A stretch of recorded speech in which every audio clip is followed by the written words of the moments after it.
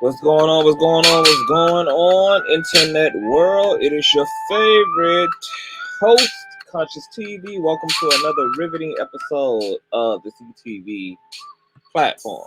Okay. I can't even say okay. I'm so goddamn tired. I'm in here being domesticated.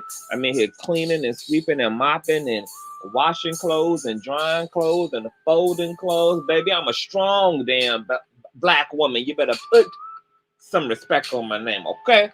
Now, if you're in the building, give me a nasty piece of thumbs up. Y'all already know how this go, okay? If you're new here, definitely hit the damn subscribe button and make sure that your notification bell is set to all so that you can keep up with every damn thing that comes out of this corner of YouTube. Now, I hope you guys are having a wonderful weekend. It's been a very interesting weekend, a very action-packed weekend. Like I said, I'm tired as hell, honey, between personal life and online life. I'm living a full-time reality right now, but there's content for days, okay? And I have a lot of shit to say all the time these days. So I'm just going to come and do what I do best every time I got something to say about something that there is to say something about. Do you understand what I'm saying today? Okay, so as y'all guys are sharing everything out, shout out to everybody coming into the room. Make sure that you share this stream out. Thumbs up, thumbs up, thumbs up, thumbs up, thumbs up, thumbs up, okay? As you guys do all that, honey, let me get this intro together. Okay, we're gonna get into today's commentary. We're gonna be here long. I am gonna drop the link. If you guys want to tune in and jump in, especially since this created so much controversy, okay, I would be very interested in hearing what some of you guys have to say about this. So I'm gonna drop the link after we get into the minutia of everything going on with 42 Dugg, okay, who I don't even know who the hell this is. I just discovered him amidst this controversy, okay? I really don't be following these niggas like that. I don't be following these rappers like that, okay? But, you know, stuff happens that becomes interesting talking points, okay, that create a larger conversation, a more important conversation than the individuals themselves, So we're going to get into all that, okay? I'll be right back.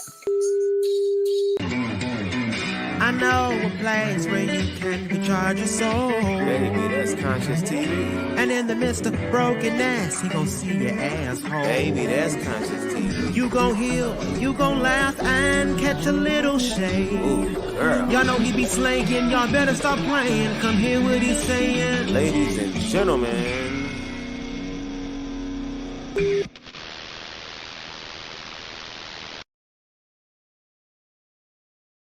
Baby. Oh, baby. Okay, so let me go ahead and speak to everybody coming into the chat. Man, what's going on, Ozzy? Am I still going live tonight? Yes.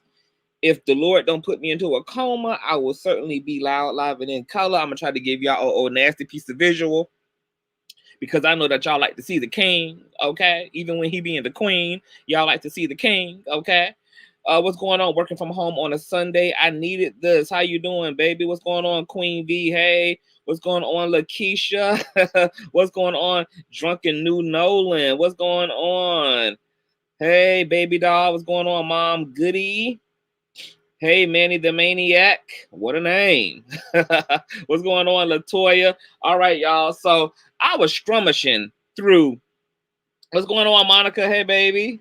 I was scrummaging through the YouTuber, no, not the YouTuber rations, but the viral rations, okay? Just out here minding my business and y'all's too. And I stumbled across a post from the Neighborhood Talk, who I follow so that I can, you know, be nosy in the privacy of my life. And 42 Dugg came up in one of the posts, and apparently, okay, let me go ahead and pull this young man up and everything. You know, it's a lot going on, okay, in the world. It's definitely a lot going on. Let me go ahead and pull this young man up, 42 Dugg, that is, okay. Let me see here. This right here would be 42 Dugg, okay. This is, you know, our box braid brother in Christ, okay. 42 Dugg, okay, with the slick middle part. That's him. Now, I didn't know who the hell this was. And maybe before we get into who the hell was going on with 42 Dugg, we need to get into who the hell a 42 Dugg is, okay? I didn't know whether this was, you know, 42 do-rags, 42 M&Ms, 42 milk ducks, Okay, I didn't know what the hell was going on, what the inspiration for the name is. Okay, but let's just go ahead and give us all, you know, a little origin story, okay, before we get into this man's business like this and everything. So let me pull up. Let me pull up. Hold on. I had something pulled up. Oh, here it is. Okay, so y'all, 42 Dugg, okay? His birth name is Dion Marquise Hayes, born November 25th, 1995, okay? So our box braids brother in Christ here, he's a Sagittarius, I believe, okay? You know, I'm a Scorpio. Mine is November the 15th. His is November the 25th, okay? Shout out to my Sagittarius brothers in Christ, okay? Also known professionally as 42 Dugg, is an American rapper, singer, and songwriter from Detroit, Michigan. Okay, so he's from the hood of all hoods, baby. He is from Capital Welfare. Okay, now that might explain, you know, this name, child. You know, because you need all type of allies and all type of avatars and shit. Okay, when you got your mama putting the cable bill in your name at 9 years old. Okay, when you got your mama putting the light bill, the electric bill, okay, in your name at 7, you ain't even got no damn credit yet. You barely got a damn social security number, baby. Okay, y'all know the struggle is goddamn real. Y'all know that we be improvising as melanated people. Okay, just navigating the struggle. Okay, so he from Detroit, y'all, and he is jointly signed to Lil Baby and Yo Goddess respective labels, okay, through Empire Distribution. Now, okay, so now we got 42 Dugg, we got Lil Baby, we got Yo Gotti, we've been talking about Da Baby, okay, you got T.I. and Tip Drill, you got Lil Bootsy, okay, now here it is. See, this is the stuff that's so fascinating to me because, you know, black and brown folk be acting like they be having trouble remembering you know, the proper pronouns for trans men and trans women. You know, for trans women it would be, you know, she, her, hers, woman, lady. Okay, for trans man it would be him, his, Doug, Bobby, you know, whatever the pronouns is. Y'all be acting like it just be so much to refer to somebody, you know, by the names and the pronouns that they want to be called. But y'all don't be having no name with calling Dion Marquise Hayes 42 damn Duggs, 42 milk Duggs, baby. Okay, y'all gonna have to do better. Okay, when y'all be out here trying to give trans folk the business about the pronouns like they want to be called, baby, but y'all be out here calling these niggas Tip Drill, y'all be out here calling these niggas Yo Gotti, and y'all be out here calling these niggas Lil Baby and the Baby and Lil Bootsies and everything. Okay, nonetheless, he is known for his collaborations with American rapper Lil Baby, including Grace and We Paid, okay? The latter becoming his first top 10 on the Billboard Hot 100. His second mixtape, Young and Turnt 2, garnered acclaim and marketed his debut on the Billboard 200. His fourth mixtape was Freedom Boys, which released in 2021, peaking at number 8 on the Billboard 200, okay? Now, we're going to read a little bit about his early life, which is really one sentence here, okay? Hayes was born on the east side of Detroit, okay? That's where they got them good grocery stores where all the diabetic soul food shit that's gonna fuck you up and kill you at 42 years of age later on in life is that, okay? On the east side of Detroit, he met fellow hip-hop artist Lil Baby in 2017. You know, I'm gonna start questioning whether these goddamn rappers is transgender, okay? Because I'm just trying to figure out why these folk is being called everything but their government name, and then be a hot mess when they gotta be calling, you know, T.S. Madison, Maddie, and her. Or when they got to be calling Laverne Cox, you know, her and she, honey. But don't got no problem with somebody being Lil Baby and Da Baby. So nonetheless, I ain't about to carry on with y'all today. Oh, no, I'm not. Okay? Hold on. Folk always want to come blowing my phone up when a nigga is working, honey, when I'm out here putting it to work. Okay, so nonetheless, y'all, this is 42 Dugg. Now, 42 Dugg ended up in controversy, okay, when he posted a video that I'm not gonna play, okay, because YouTube don't be playing when it comes to children and everything. But there was a video that he posted to his Instagram, I believe, and it was of him with his little boy, who I think is about what, 2 or 3 years of age, and he decided he was being playful, and he was kissing the neck, okay, of his child. And let me go ahead and stop sharing this and pull up a visual, because even though I ain't gonna play the video, I do have a screenshot here that you guys can take a look for yourself, okay? Let me pull this up real quick. Let me pull this up. Where's 42 Dugg at? Okay, here. I think this here it is. 42. Okay, so here's 42 Milk Dugg and his son. Now, he stuck his tongue out and then like kissed his son's neck, okay? It was sucking on his son's neck. The son was laughing and, you know, playing and, you know, doing what kids do when you're being affectionate with them, which is pushing you away and stuff and trying to get away from all the gushy and lovey, you know, stuff. So folks started going absolutely ballistic, okay? So I'm going to read this article from Complex.com that's titled 42 Dugg posts since deleted homophobic rant amid controversial video of him licking son's neck, okay? It reads here, shout out to Complex.com, that Dugg took to his Instagram story on Saturday night to apologize for his since deleted homophobic rant, okay? He posts, it never be my intentions to offend anybody, even when I'm offended. So for that, I am sorry, the Detroit rapper wrote in a post. Usually, I'm a very private person when it comes to personal shit, such as my son or my family. People always tell me I need to take more pictures or let my fans see something about me other than music. So I decided I would let y'all see how much fun we had at my son's birthday party. Quote, the pictures and videos I posted of my son wasn't put out for feedback, Dugg continued. That was us being us. So for y'all to take that and make it what y'all did just reminded me of why I keep my family private. I will not be showing my son or family on this ish again. Y'all lost that privilege. This is for me to promote my music, and that's what I'm going to use it for. Nothing more and nothing less. Okay, I totally agree with that, okay? Social media is virtual hell, and these folk ain't got no morality and no ethics, and they will tear you and your children all the way up, okay? These folk ain't got no respect for relationships and marriages and everything, okay? So anything that means something to you, you got to keep it up off the net, honey.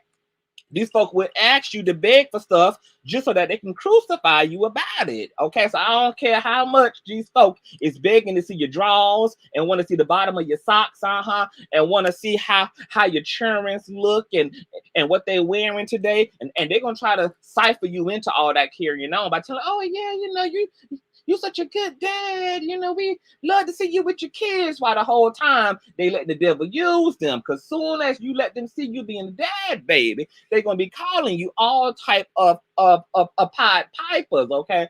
All type of children gatherers, all type of children touchers. Y'all know the words, So I totally stand by 42 Milk Duggs. Absolutely, unequivocally not allowing these mother lovers into his personal life, okay? Because these folk is crazy out here in the world.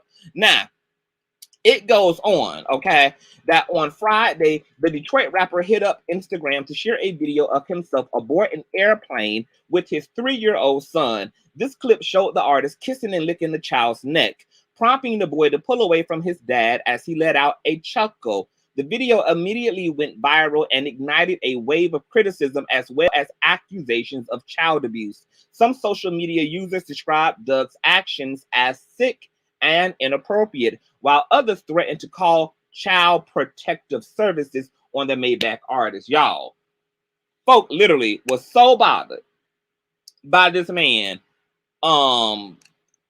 kissing his son's neck that people were literally threatening to call CPS on this man. CPS, y'all.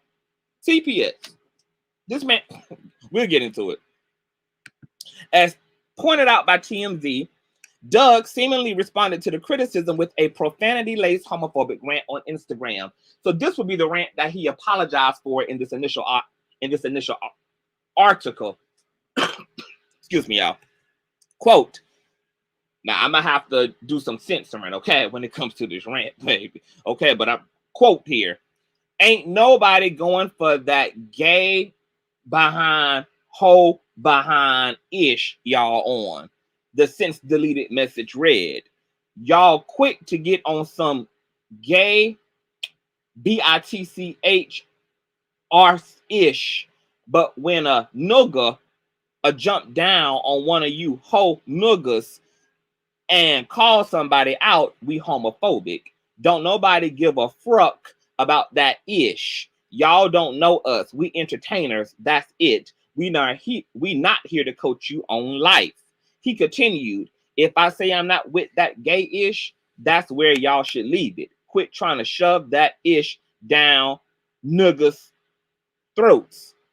A gay nugga be on national TV tonguing down another whole arse nugga, but that's okay though. Y'all or no mother loving on earth, no mother lover on earth ain't finna make me like ish I don't like.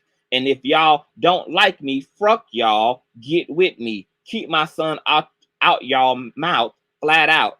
Suck my weenie, you gay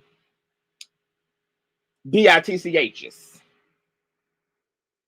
Okay, now as y'all read, he since apologized for all that carrying on. Okay, now this is where we got to get into some things at. Okay, hold on. There's a lot going on, y'all. There's a lot going on. Hey, Styles by Stevie, what's going on, love?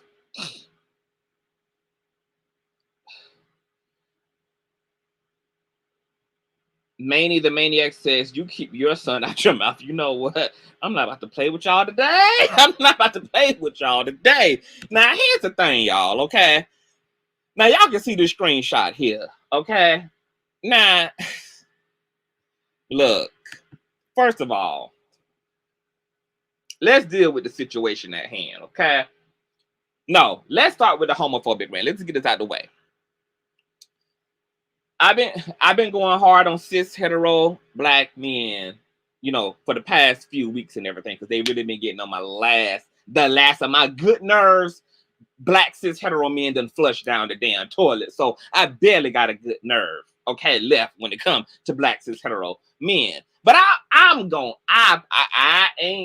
can't speak for the gay coalition, baby. But CTV is gonna give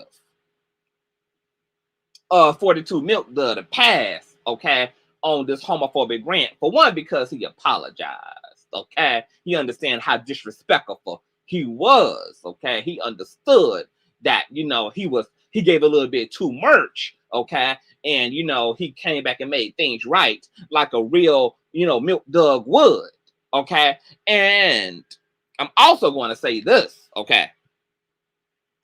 That, there's something much deeper going on in that rant, which is what the minutia and the meat of this here commentary, okay, is gonna be talking about. So the piggyback in reverse a little bit, first and foremost, let's talk about the irrationality of the drama behind this video of him kissing on his son's neck. Okay, let me pull up Neighborhood Talk. Let me pull them up real quick. Let me share them because we're gonna read some of these comments underneath this video. Shout out to Neighborhood Talk. Hold on, let me make sure that this child is out of range before I share the screen because I ain't trying to share nobody children's and everything. Hold on, let me pull up Neighborhood Talk's Instagram page so we can take a look at this comment section together, y'all. Okay. Well, as y'all can see, it's kind of playing there a little bit. It should be trying to pause, though. I don't know why it's... Okay. There we go. All right. So, let's read some of these comments. Now, this is under Neighborhood Talks. Okay, some of the comments read this, y'all. This may... Oh, shit. God damn it. This thing's so sensitive. Hold on, y'all. I'm fucking up the church's money right now. Okay. Well, y'all seen a little bit. Y'all seen the video there, okay? So now y'all done seen what it look like. I was trying not to play it, but it is what it is, okay? So some of the comments read, the tongue was weird, but yay, black fatherhood, laughing emoji. Okay. Somebody else said, I'm disturbed. Somebody else said, this made me uncomfortable. Somebody else said, I mean, I don't know. That was just a lot of tongue, okay? Somebody else said he trying to give the baby a hickey. Oh, heck no. Somebody else said, why the tongue swirl, bro? Somebody else said, this was a tad much. And no, I'm not overly sexualizing anything, but it was just a little much for me. Somebody else said, this is not okay. Somebody else said, this don't look right. Somebody else said, y'all laughing, but that's hella weird. Okay, let's read a few more. Somebody else says, I'm calling Lieutenant Benson. Girl, bye. I'm screaming. Somebody said, where's the mama? Okay. Somebody else says, oh, hell nah. What he got going on? Somebody else said, why is he doing a lot? Lots of laugh. That's weird. Somebody else said, why he licking his neck? Somebody else said, very inappropriate and uncomfortable to others.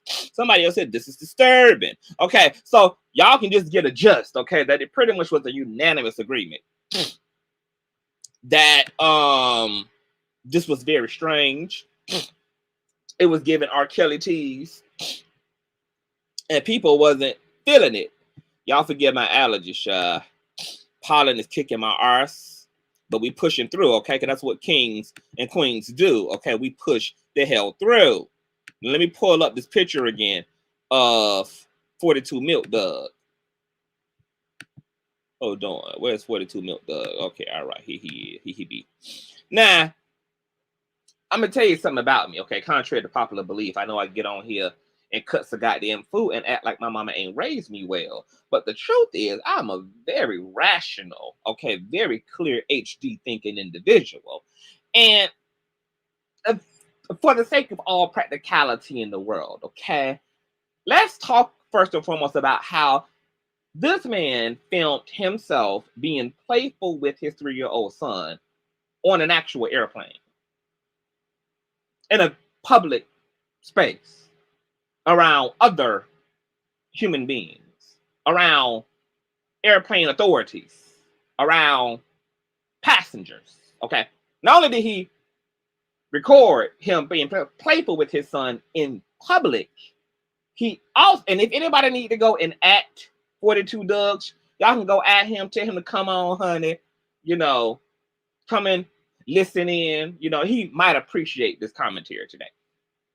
But not only did he do this in a public space, the man uploaded the video. Now, what type of person, if they were up to no good, what type of person, if they had any ill intention, what type of person, okay, would be stupid enough to incriminate themselves if there was any vibration and intention of criminality within their behavior, would do that in an open public space, like on an airplane in front of other people, and then upload it to social media for his fans and everybody to see. Okay.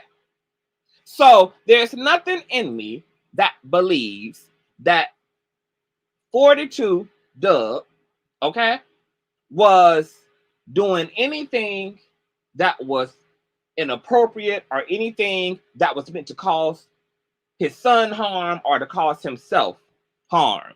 Now, people were emphasizing this situation with this tongue. The tongue. Why so much tongue? Look, the damn man was playing with his damn son, okay? Probably even trying to gross him out a little bit, which is why he used the tongue, okay?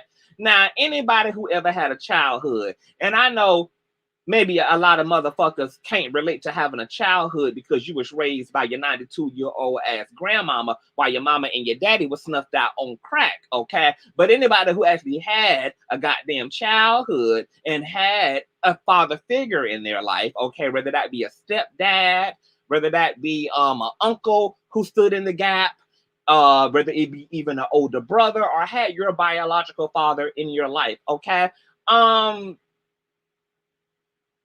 Dads and father figures and male figures alike roughhoused with us, wrestled with us, tossed us around playfully.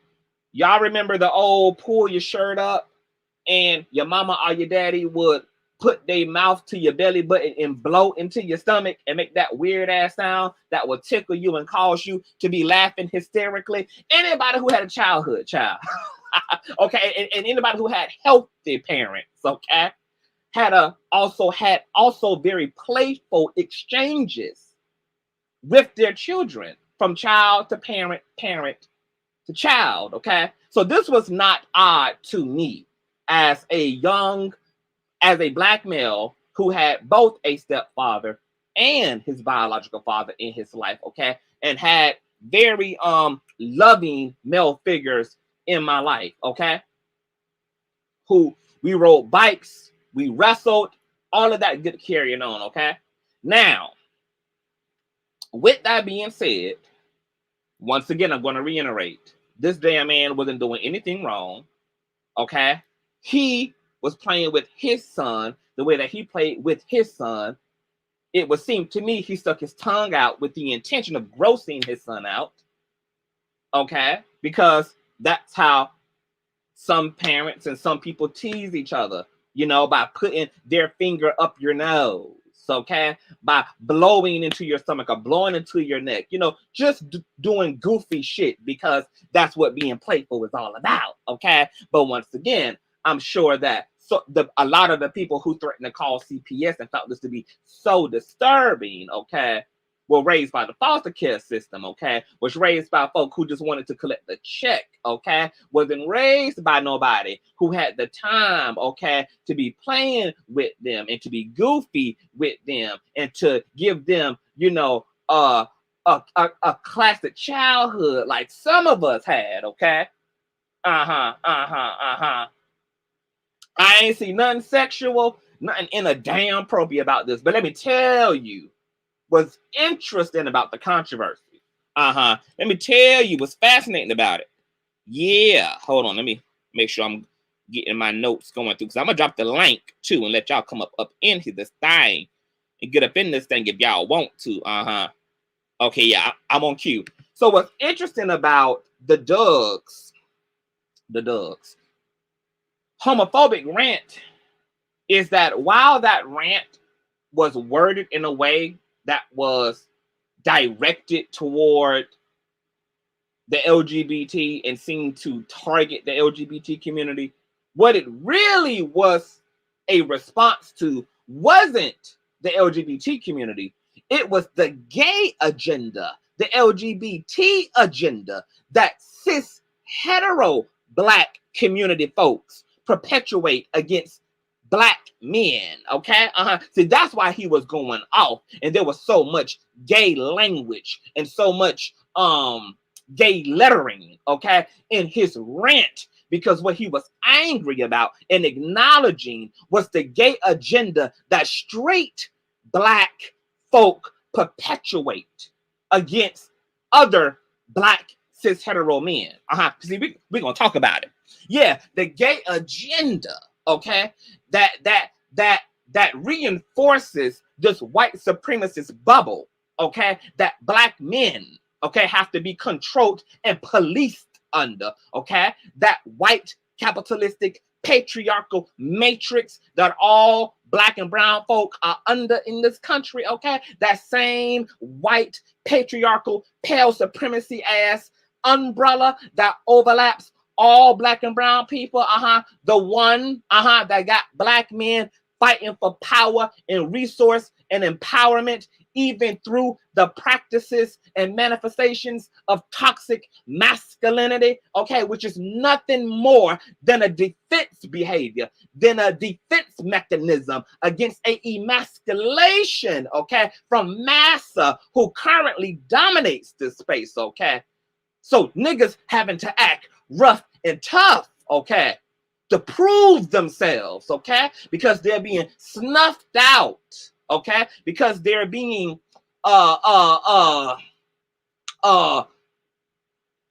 buck broken, okay, in ways emotionally and mentally, okay, by the criminal justice system, by the brutal policing, okay, of black male bodies. And here it is, you have the black community that have internalized white supremacy in such a way and even produced a culture that glamorizes this defensive toxic masculine behavior that's in the form of hip-hop culture and rap culture, prison culture, made glamorous black male culture. And so in this, you have black people who cannot see black men in any other way than Karen sees black men, which is thuggy, animalistic, and barbaric. So here it is, you have black men like 42 Dugg, okay, who is trying to show himself being a father, being a interactive, engaged, and present father, being a affectionate father, being a no homo father. Let me kiss my son father. And here it is, the black community who has internalized white supremacy and wants to be the Karen, okay, to black men. Cannot grapple with a black man being anything other than a thuggy, corner on the block, pants sagging off his ass, disrespectful, hard talking, apathetic, emotionless, degenerate, and decide to conclude that any other black man must be sensitive. Any other black man must be with the queer shit. Any other type of black man who shows up in any other way outside of this barbaric, archaic ass, twisted, distorted, mutated version of black men must be on some queer shit or on some child touching shit, but in either case, categorize it as demonic and unnatural and worth criticizing and crucifying. See, when I read this homophobic rant from 42 Dugg, I didn't see so much as an anger toward the queer community, even though I'm sure that 42 Duggs from the east side of Detroit certainly more than likely holds homophobic ideology. But I saw something much more agonizing, much more systemic in his response than just a homophobic rant. I saw a black man crying out about how unsustainable this current form of black male patriarchy is in this country. That black men themselves cannot sustain constantly representing themselves as a goddamn ex-con. That black men cannot sustain the consistency of representing themselves as emotionless. That black men simply are just trying to motherfucking be. Because you want to criticize the little bootsies of the community when he's hiring crackhead prostitutes to give fellatio to his underage children. But then you want to turn around on the flip side and also criticize the black man who just threw a whole birthday party for his 3-year-old son, has his son in his custody, loves his son, enjoys his son, And we're going to demonize that too.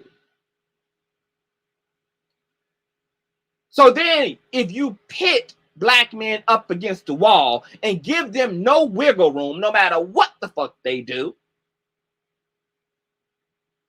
when you're going to redefine them, when you're going to shame them, guilt them,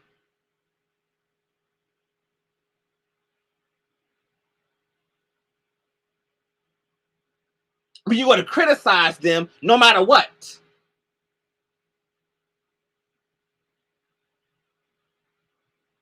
do you think there's any question why suicide rates amongst cis-hetero black men have tripled over the past decade? Is it no wonder why black men are popping every fucking pill, doing every goddamn drug, drinking every type of goddamn lean, having sex with every goddamn woman walking to numb themselves? Is it no wonder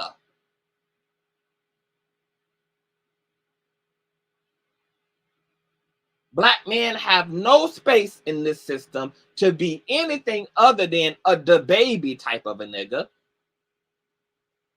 Black men have no space in the system to cry out, to have sensitivities, to explore affections, to explore other ways of showing up and defining masculinity for themselves without the same black community who is also being bullied by these same toxic manifestations of masculinity within the black experience, also adding insult to goddamn injury. What in the hell do you want from black men? Y'all literally wanted to call CPS on this damn man for meeting the request of his fans to see more of his personal life. And the moment that he shows you something that's not perpetuating violence against women,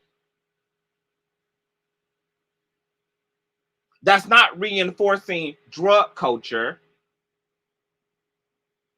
the minute that he showed you something that's not abusive and don't cost nobody else anything, you want to call CP motherfucking S. Because in your sick, over-sexualized, musty, dysfunctional ass brain, you could do nothing more than project onto this man. Now, maybe when the male family friend kissed you on your neck, it was about something else. But you can't do this to 42 Dugg. You can't project that onto him. Maybe when the male in your life pulled you in close, something else transpired. But you can't project that on to 42 Dugg. And let's be very clear here too. It ain't even really more so about people projecting their own trauma and abuse and assault onto 42 Dugg. It's really about the underbelly of homophobia that's perpetuated not even just against openly queer black men, but that's also perpetuated against cis-hetero men who can once again be nothing amongst black people but something hyper masculine, and if not, have their masculinity and their sexual orientation called into question. Y'all remember early in the early 2000s and early 90s when literally pink was defined as such a effeminate color that if a black man wore a pink shirt, pink shoes, that his sexuality was called into question? Y'all remember when Cisco first came on the scene with his bleached blonde hair? And the fact that this man had the nerve to bleach his hair, to style his hair, to color his hair, brought Cisco's sexuality into question.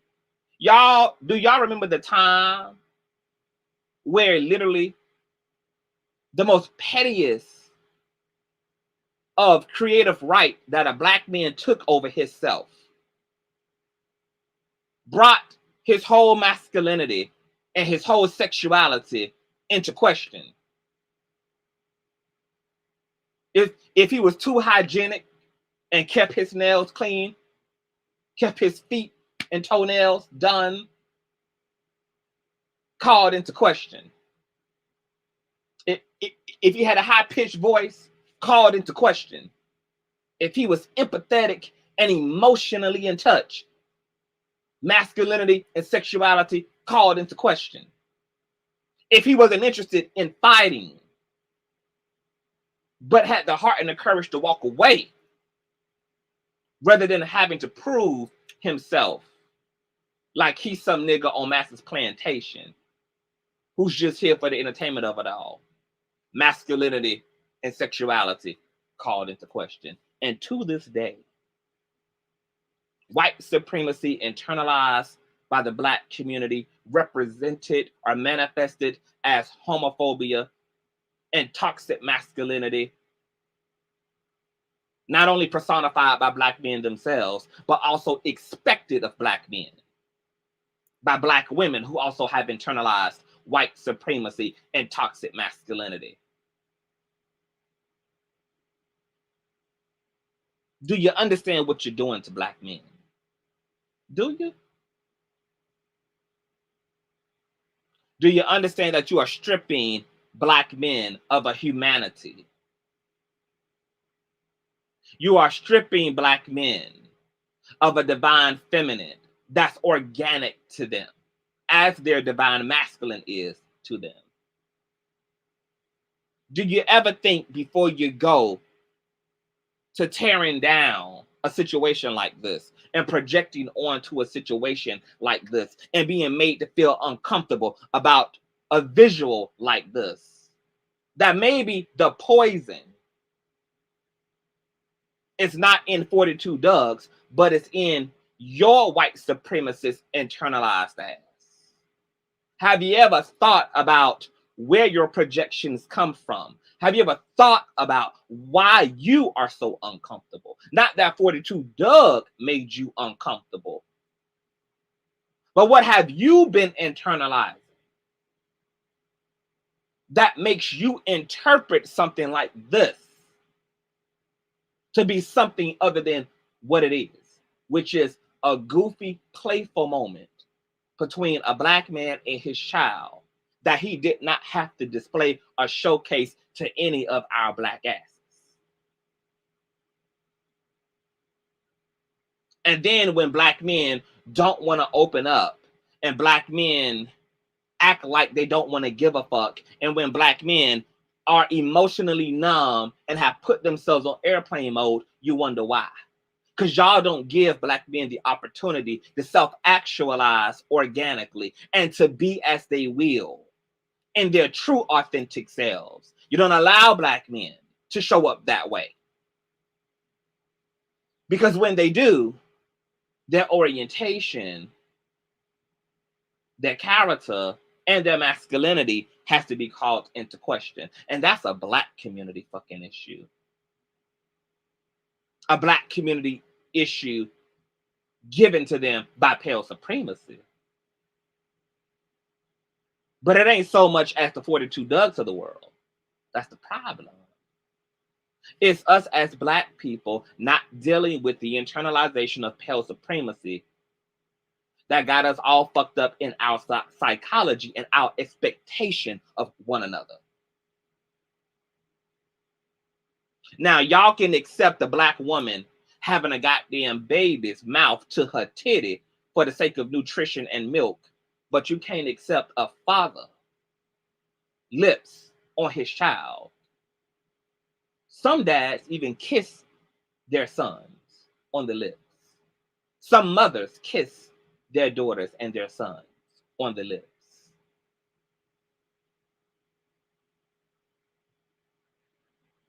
May be interpreted to the outward world as sexual, but interpreted to the family thereof as affection. Affectionate gestures that reinforce bond and trust and emotional security and intimacy. And so many Black families are not performing and executing enough affection and intimate motivating gestures that promote trust and emotional security. Which is why your children would rather talk and tell their friends all their fucking secrets instead of talk to your ass. You wonder why your kids live fucking double lives. They put on one fucking face for you. Why they turn around and act a goddamn demonic fool out there in the world with their goddamn friends. You wonder why you got to go through the phone and the laptop and the text messages and look up under the mattress, open up the closet and the drawers to find the secrets and the truth hidden away, rather than having your Black and brown children be able to share themselves authentically with you.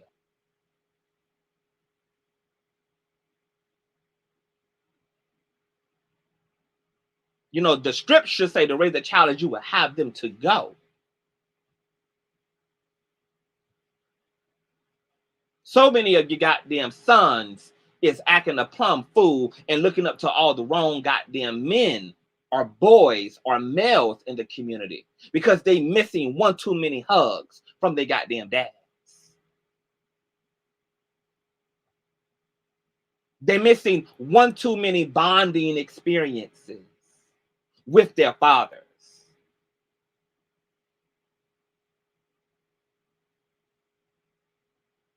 If we don't allow Black men to have other options aside from aspiring to be a toxic ass thug or to be some ratchet ass rapper, and we don't allow Black men and greenlight Black men to explore their masculinity,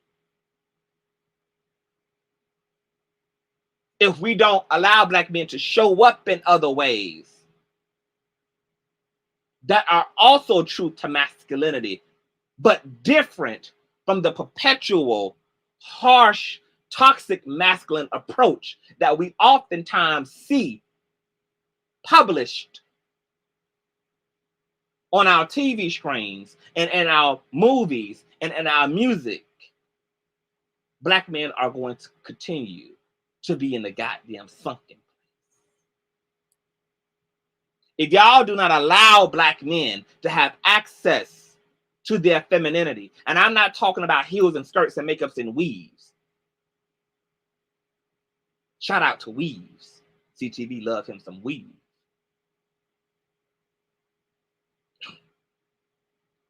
But to the traits of femininity, like emotional intelligence, like having an emotional spectrum, the relationship between Black men and Black women will continue to be one from Venus and one from motherfucking Mars. A part of why Black men perpetuate this caricature and this parody of masculinity is because we act like we expect it from them. We act like we desire it from them. And when we allow them to go to number one, like the baby does, as a caricature and parody of masculinity, it means we also reward them for being a parody of masculinity.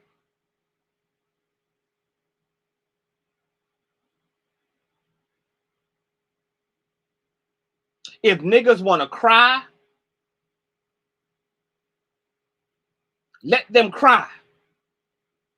Because when you see, as a woman, tears come from that man's face, tears that he comfortable with you witnessing, you shouldn't think of him so much as a punk. Your coochie should get wet because what you are witnessing is a man who's able to understand your tears when they come from your eyes because he's in touch with the tears that come from his. That's what should make your pussy wet.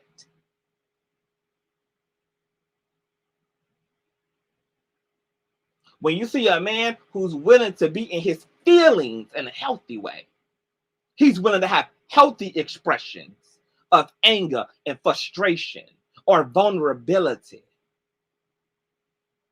That's what should call your titties to start to vibrate. Because a man who's in touch with his own emotional spectrum also can value and appreciate and align with you when you're traveling your motherfucking emotional spectrum.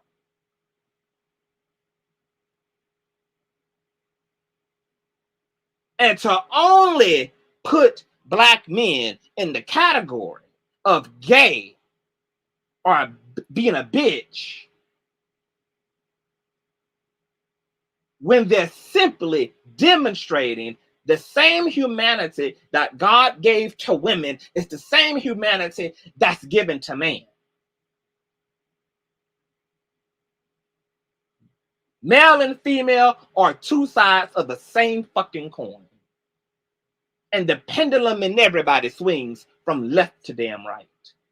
Black men can no longer sustain a caricature of themselves. It is killing them. And we are assisting black men in the death of themselves spiritually, in the death of themselves metaphysically, in the death of themselves emotionally, in the death of themselves physically. We are assisting them in that.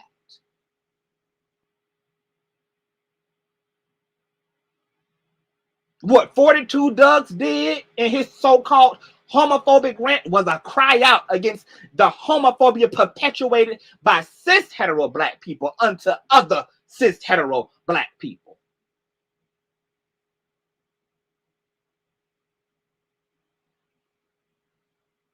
It was cis-hetero black men uncomfortable. It was cis-hetero black women uncomfortable, not the LGBTQIA community.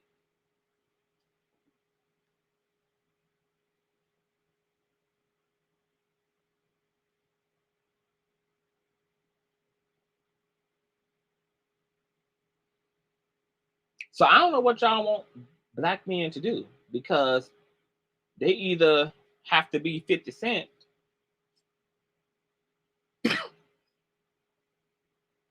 or end up in somebody's goddamn county jail or prison to be deemed a damn man. If they don't want to whip your ass, they're not a man. If they don't want to call you every type of bitch and a hoe, they ain't a man. If they ain't homophobic, they not a man. If they don't believe in resolving everything with violence, they're not a man. If they are creative in their fashions and their aesthetic, they're not a man. If they enjoy taking care of the body that gave to get that the body that God gave to them, as women enjoy maintaining the body that God gave to them, oh, then they're not a man. If they got a little swish in their hip, a little pitch in their voice, a little flick in their wrist, they're not a man. If they identify as same gender loving, they're not a man. See, homophobia does not only impact homosexuals, homophobia also impacts cis-hetero black men who show up as something other than the toxic masculine caricature that we glamorize as a black community.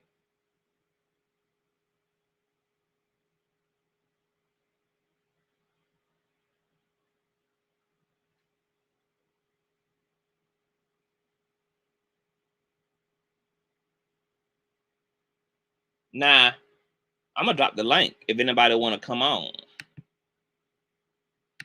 If anybody want to come up and give their thoughts, I'm gonna drop the link. Whether you feel uncomfortable or don't feel uncomfortable, ain't no right or wrong. You can come speak your piece and say why you uncomfortable. You can speak your piece and say why you're not uncomfortable.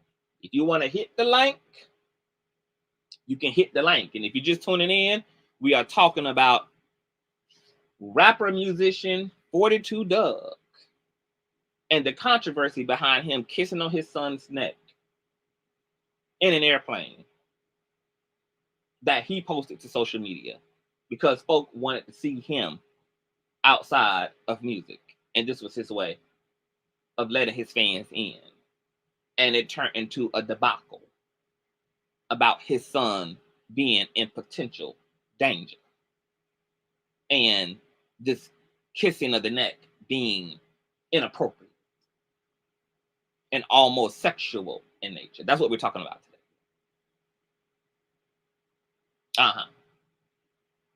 Because if nobody ain't got nothing to say, because I done said it all, okay, I can go back to folding my goddamn clothes and mind my goddamn business. Okay. Hold on, y'all. Think we got a guess. I think this is my boo. Hold on. I know a place where you can. I'm coming. Let me make sure this is my folk. Hi, Oz. Hey, can you hear me?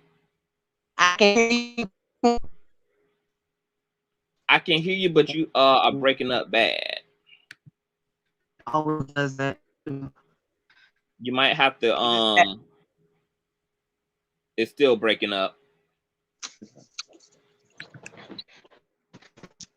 I don't know how it's going to take it off. Hold on 1 second. Okay.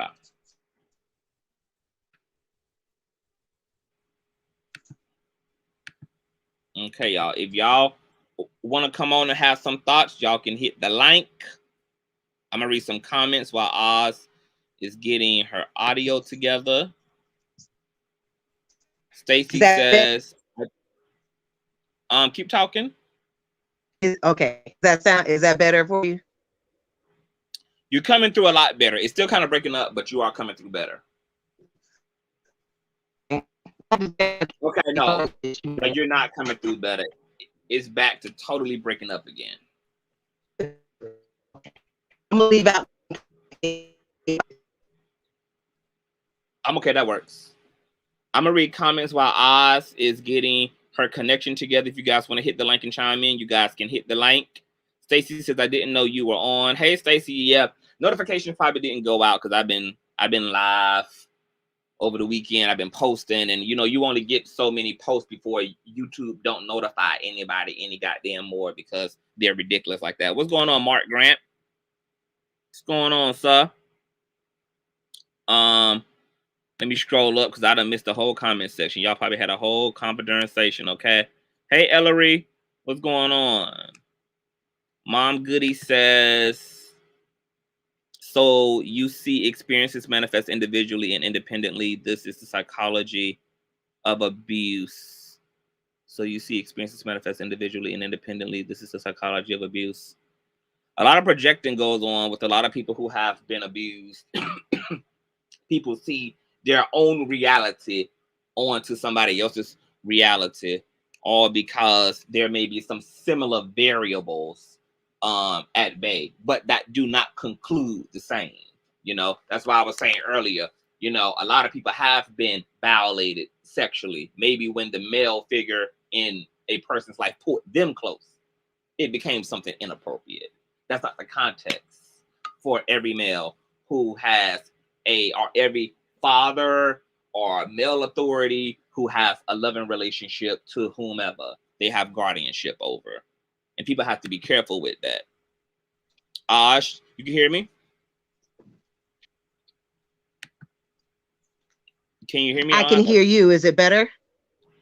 I heard you clearly when you spoke. I can hear you. Is it any better? You start speaking. Huh? I'm not sure what's going on with my phone. It could be my connection also, though. Okay. You sound a lot better now.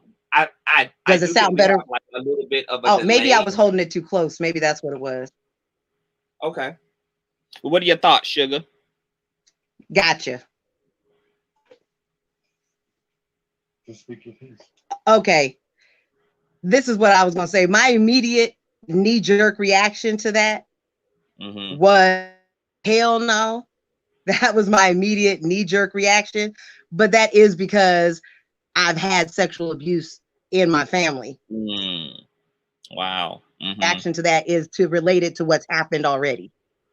But also, I can understand that most of us in the Black community, the majority of us in the Black community aren't going to recognize that anymore because we're not used to having fathers in the household anymore showing affection to their children. Absolutely. My household is rare. My husband's been here the whole time and been with all of his daughters and his grandchildren. That's a rare thing now. Yeah. Yeah, I know that there's a pause, so I'm trying to pause to make sure that I don't overspeak you in the delay. Yeah, there is a delay. No, but everything that I can see it. I can see how he's just playing around. We play around too. I hope that he's having the conversation. Yeah.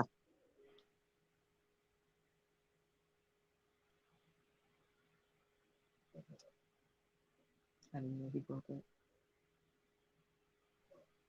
It's a major delay. Yeah, it's a major delay. If you hear me saying this, I'm saying it like 60 seconds later after I done said it. See if you can leave out and come back in one more time. Okay. I'm all right. Okay, we're gonna let her come back in, you guys. Yep, I can clearly see that he shows him this type of affection all the time. Exactly. My mind doesn't even go to anything else. Period. It's clear that this is just regular banter between him and his son. What's going on, Cooking with Nathan? Why wouldn't you date? Okay, I don't understand the question. Maybe that's for somebody in the comment section. Who are you directing that question to, Nathan? Deanna. Hey, Thadeen, what's going on? Mom Goody says, I wouldn't. Oh, okay. I wouldn't date today for nothing. This world is too much. People nuts. People got the devil up in them. I don't even blame you, Mom Goody, baby. Just date a good old vibrator, baby. You ain't got to worry about being exposed. You ain't got to worry about divorce. You ain't got to worry about taking care of no children by your damn self, baby. Just go ahead and just have a old beautiful romantic love affair with the vibrator, child. Never steer you wrong. Never do you wrong. Let me see. I wouldn't date this Deanna. I think that people that's having a problem with this isn't used to anyone being affectionate. Yep. Just as I said, like just now, and just like I said early on in the commentary, so many Black fathers are not in the household, and those who are in the household are not affectionately in the household because of the way that toxic masculinity even has created a line of demarcation between the way that Black men interact with their male offspring. Is all in support of the way that just how Black men have been socialized. They've been socialized to not really hug. They've been socialized to dap each other up. And if it's too affectionate, if it seems like it's too close proximity, they have to preference it with no homo. You know, in our grandfather's day, a lot of those men, even though they ruled with an iron fist, and a lot of those men had their share of problems, and they also internalized toxic masculinity and patriarchy in different ways. They also, I feel, were far more affectionate than today's fathers. Like, you know, the sitting on the lap, the really talking to you close, you know, just establishing that closeness was something that was really there. And a lot of us have had those healthy experiences of Black male affection. You know, like I said, my dad was a very goofy, playful ass dad. My stepfather was a very goofy, playful ass father. They were big kids themselves, so it was easy for them to roughhouse with the kids, you know, and to just act silly as hell and to do silly ass shit, and to do things that always brought you to laughter, you know, and that made you feel good, you know. And it's just, and I empathize with those who have not had that type of affection or had, you know, the experience of being sexually abused. But literally, we cannot turn other people's situations into that. And we don't know what other people's situations are. And we can't use vaguely interpretive things like a man kissing his son and then make a wild, preposterous conclusion that something sexual or I mean, it is that is literally insane. I mean, it is beyond the insanity of insanity. I can't even do it. Insane. Let me scroll up, child, reading through these comments before I get the hell up out of here. Get up out of here. Deanna says, this world is so backwards. If he doesn't show love, he's wrong. And when you do show love, wrong. Yeah, it's, I tell you, we got things to work through. Manny the Maniac says, people don't play about kids. Also says, I just feel like since it was concerning a child and it was creepy to a majority of people, is the reason why he's going through it. Oz, are you there? I'm here. I don't know if you can hear me this time. Yes, I can hear you. I can hear you. There we go. My phone hates me. It's okay. But as you were saying, before you were rudely interrupted by your own service. I could see, like, I had to pull back because, like I said, my initial knee-jerk reaction was also like, oh, hell no. But that's coming from a mama looking at a child instantly, and my interactions to want to protect the child from anybody. So I can I hate it for you, Oz, because your phone is breaking up again. I hate it for you. Man, is that better? Yeah, something's coming through a little better. Okay.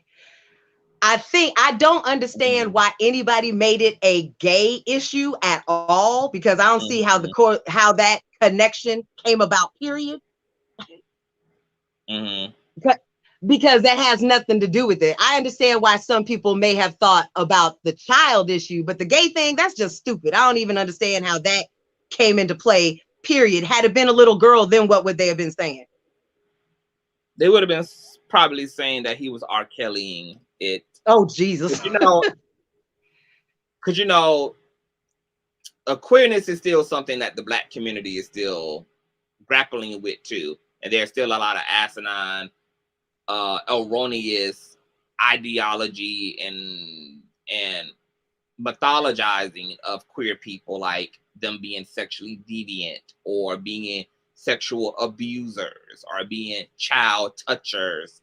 And so it was just another another slur to demonize a Black man who's showing up differently than whatever the Black cultural expectation is.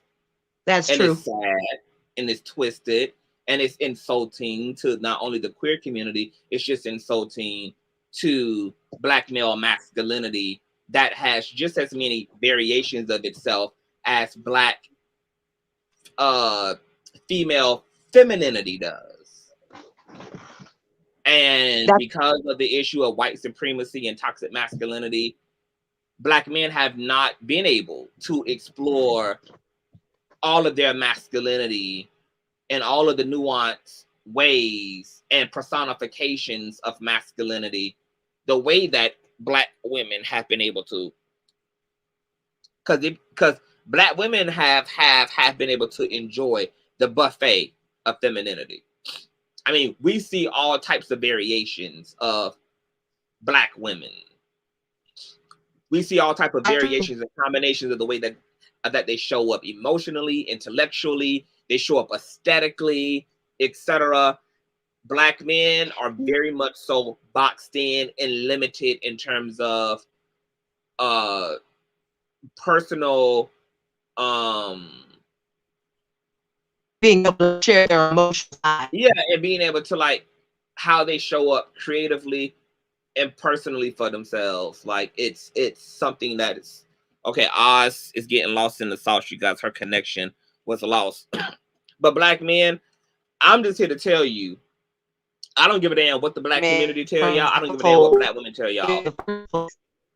Okay, Oz, I think your phone is breaking up again bad. He wasn't allowed to explore his femininity. I don't think Hello? Oz, your connection is breaking up. If you can hear me. Hello? Okay, are we gonna allow us to come? Hold on, you guys. Oz, can you hear me? That makes you weak. If you show such emotion that makes you weak. She can't even hear me, you guys. I'm gonna need to. I want her to come back. Let me see.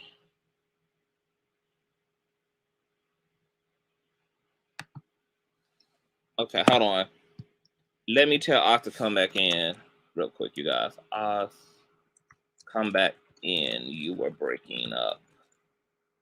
You were breaking up badly again. I'm so sorry, Oz, having this connection issue. And she was talking away too, you guys.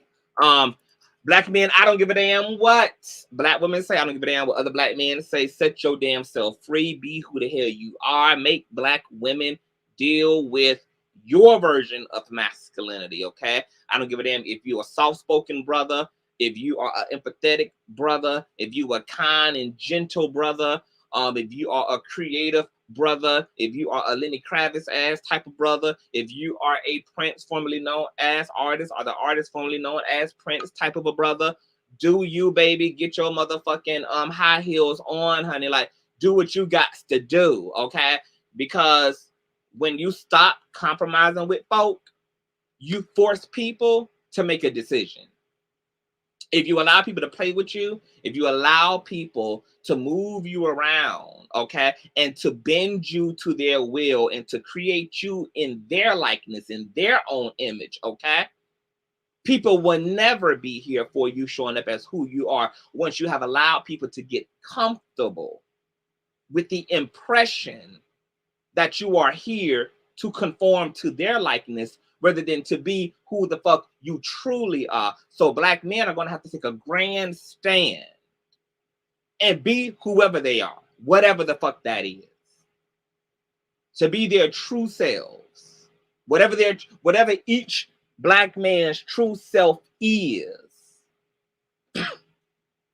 and embrace himself fully and make the Black community deal with the shift. Make the Black community deal with the reverse Uno card.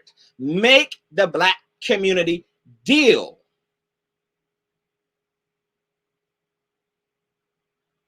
with the new orbit. Make them deal by standing 10 toes down. And who ya? Okay, hold on. I think we got another guest in the background, you guys. Ellery, what's going on, brother? Hello, how are you? I am wonderful. How are you? I'm good. I usually miss all your lives. I usually just catch the repeat on the YouTube. So I'm just happy to be here. Oh, that's a shame and a scandal, but I'm happy to have you here. I'm happy that you can be here. Like, what are your thoughts about this controversy? How you feel about it? Yes, it's just eye-opening to me and just a reminder how triggered as Black folks we are and how uncomfortable we are seeing a Black man express affection. And I get all the points. I love all the points as well. How, you know, we are victims of abuse when it comes to Black men as well. So it is kind of uncomfortable seeing it at first, but I just hope we can, because this is an eye opener, and it's time to self reflect too. Yeah. And it's like, okay, when I think about my father, we're not affectionate like that. I know he has love for me, but he's not affectionate like that. And I don't think there was any opportunity to be that because you weren't allowed. And I love the fact that he did take the time to post this just to show that there are Black men who are able to express affection to their children, being male or female. And then it's also, it should be an eye opener to him, to the audience he caters to, how they really see things too. So that's really his fault, really. Yeah. It's just a reminder who, as far as your music goes, these are the people you're catering to, and this is how they feel about this. And it wasn't no shock that they brought up gayness or homophobia. It wasn't a shock at all. But I hope that this is an example of what could be for Black men and how it's okay to show that. Yeah. And how we as a people are going to have to really just understand how toxic our own psychology is, and just how much we have internalized the unfortunate ideologies and thought forms of pale supremacy, and how that really informs us about Black male bodies, Black male sexuality, Black male masculinity, and come to true confrontation with that indoctrination, because it's not only existing as a frame of thought, it's literally it's really manifesting as our actual behavior toward each other. And you have Black boys being raised in households with fathers who carried them in their nutsacks, but are uncomfortable to even hug them or kiss them, and it's just like, this is wow. Like, we coming out of human beings, and yet we demonize a father for having his mouth to his son's neck, but won't say anything about a mother who has her child close to her breast and is cuddling her child to her bosom.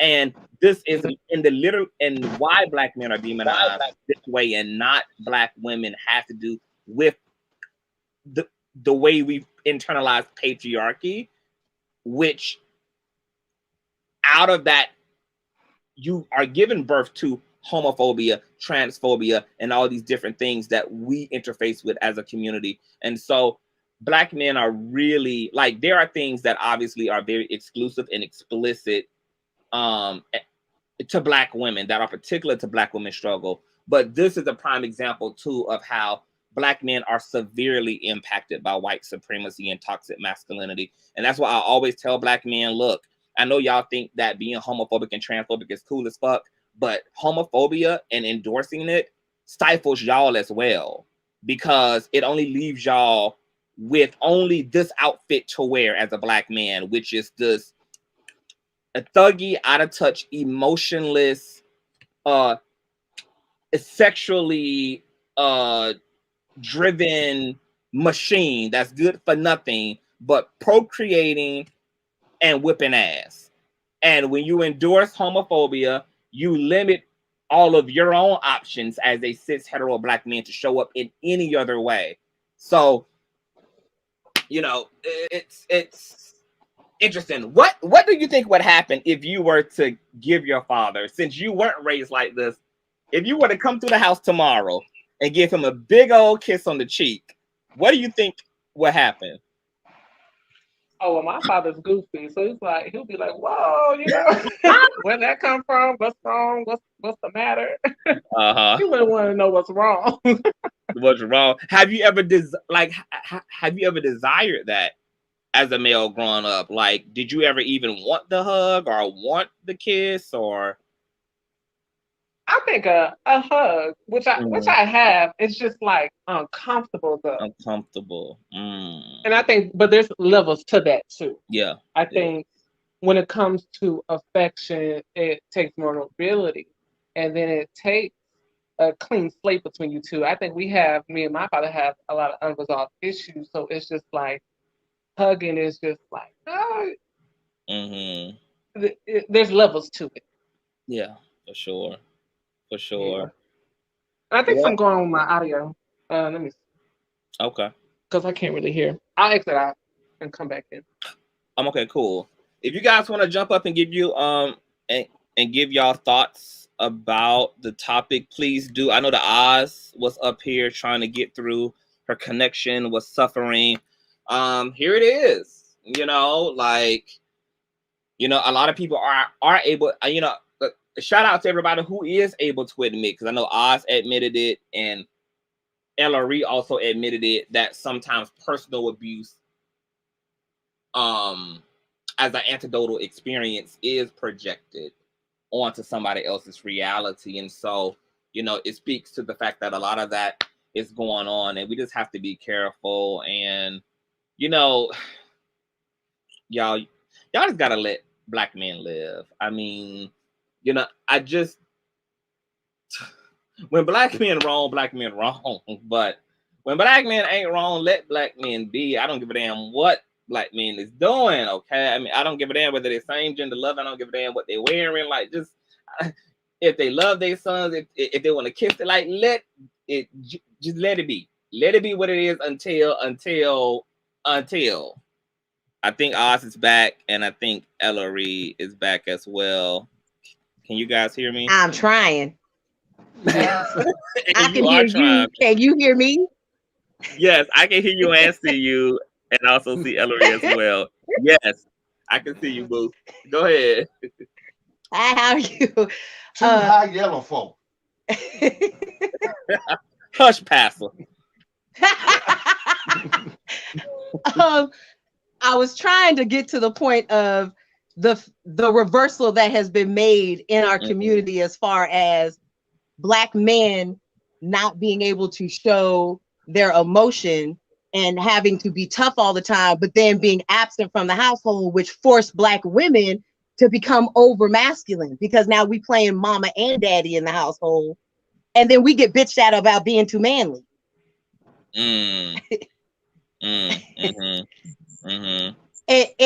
It's all a result of the programming that the master did to separate the household in the first place, because at the end of the day, white people know that when Black people get together, we're way stronger than what they want us to be. So they're constantly causing division between us all the time, in the household and in the woman, between the gays and the straights. It's a constant division that's being caused all the time.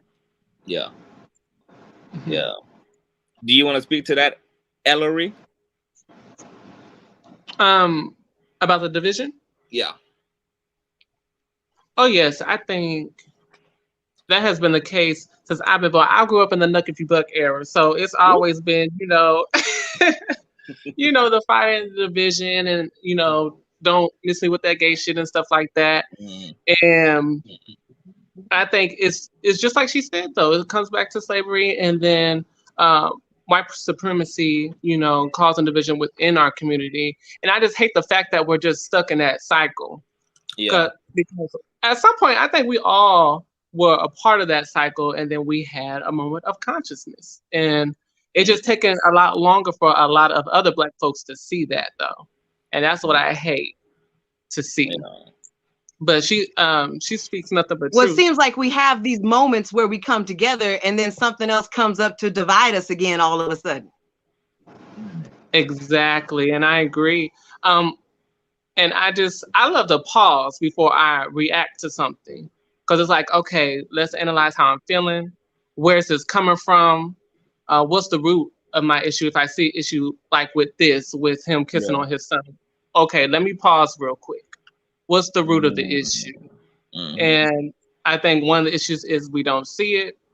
One of the issues is, again, being a victim of abuse myself, can't be triggering, because a lot of assault, a lot of abuse have been perpetuated by Black men as well. But we shouldn't get that mixed up.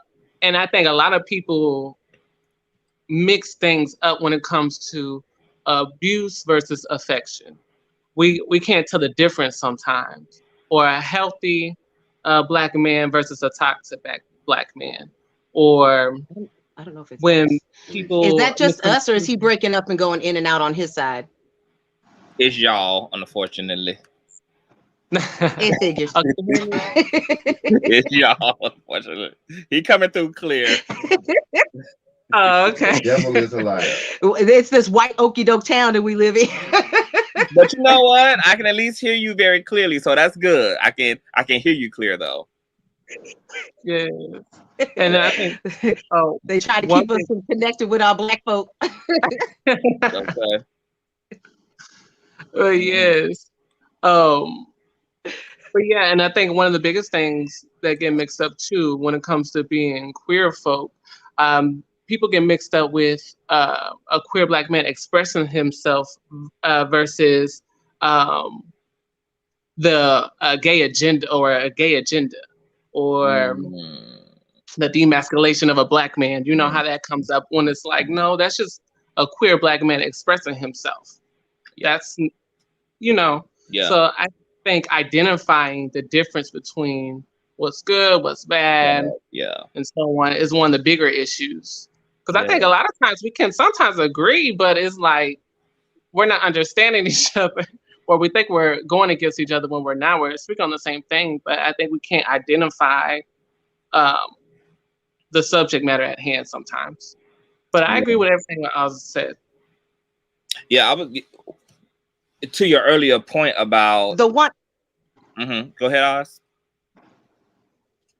Oh no, I was gonna say the only thing I can say as far as this goes with the baby situation here is my knee-jerk reaction after I backpedaled and listened to what you were saying. Then I was able to look at it through a different lens. My only thing is that I hope he's having conversations with his babies to let them know that this type of affection is okay from mommy and daddy. But some strange nigga walking up on you better not be putting his tongue on your neck. Hey. Yeah. I like what, but to that point is like, I think, because the both of y'all hit it, and I touched on it earlier, is that what a lot of people are uncomfortable with is the fact that it's something that they never had. And when they did have it was in the context of abuse. And so a lot of people have not had a healthy expression of that affection. And, you know, we are going to have to be very, like, a part of understanding and properly discerning other people's experiences is by being very honest about what our own has really been. Because I even had a clarity moment when I was interviewing Larry Reed on the platform, and he got very nuanced and descriptive about his sexual abuse. And I started like being like, hold up. We might not be at that. But then I had to have an internal dialogue with myself and say, the part of me that's making him want to peel it back just a little bit is because I'm not used to people being this transparent. I'm not used to people being this blatantly, explicitly honest about themselves, about whatever. And that was very interesting to me to have that moment of like, wow. And so I think, as y'all were saying, instances like this, what's going on with the 42 Duggs and the child, is an opportunity not necessarily to demonize him or to project onto him, but to really evaluate our own dis-eases, to evaluate our own biases and prejudices, and to take a look into our own personal inventory before we go to placing judgment and casting judgment on the way that other people show up and live their lives. And that's just something that's really gonna be necessary, and it's also fair and just to do such a thing, you know. And it ain't abuse until it's abuse, until it's abuse, you know. And for that to be the first thing that we go to, yeah, we have to make that about ourselves and say, why is my first assumption negative? Why is my first assumption that something inappropriate or unnatural or abusive is happening here? And we can't continue to show up as Black and brown people in a pale supremacy system and just take our impulses at face value, take our prejudices at face value. We have to be introspective enough to really evaluate the way that we look and approach everything, because our impulses and judgments and perceptions are not our own. We've inherited a lot of the way we perceive the world, and a lot of the way we perceive the world has been shaped by our own personal experiences on top of the way we've been indoctrinated. And so self-work and unpacking is literally what being a healthy person is all about. So yeah, I feel so. Okay. Before we wrap up, how do y'all feel too about the rant? How do y'all feel about his rebut and him kind of going on what was, you know, said to be a homophobic rant? How do you feel about that, Ellery? All right, well, let me ask you this question. And if I'm minding your business, please let me know to stay the fuck up out of it. Are you same gender loving? I am. Okay. I just had to ask for clarification purposes. How did you feel about the rant? No, I will say I didn't get to see the rant that he did. There's been a lot of rants because I have it pulled up here if you want me to just kind of give you like a quick little 1-2. Yeah. Okay. Go ahead, because I didn't see it either. Okay, good. Okay. Because I know the Oz is a part of that, a part of our alphabet too, honey. Hey. Yes, I am.